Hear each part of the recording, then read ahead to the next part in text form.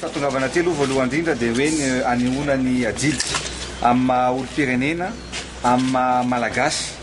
satria mila ny hevitry ny olo-pirenena tsirairay avy i Madagasikara,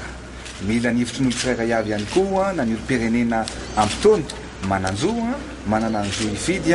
ny firenena. Ka zay no zavatra hoe anisan'ny adidy masina ny fahatongavana amin'ny fidy, ary zay no natonga anay aty amin'ny olo-pirenena dia naneho ny adidy amin'ny malagasy ray amin'ny malagasy reny ihany koa. Sokatra tsy maintsy misy foana fa ny zavatra rehetra kosa za dia mahatoky tanteraka fa tiantsika eo ampelantanan'Andriamanitra no avin'ity firenena ity sy indrindra fa ito fividianana zay lalovintsika androany ito. Ary eto indrindra moa dia mitandro amin'ny filaminana dia mandray ny andraikitra tandrify anazy ary manao ny aniso zavatra amin'ny fandriampahalemana manerana ny nosy tsy eto Antananarivo ihany fa manerana ny Madagasikara. Dia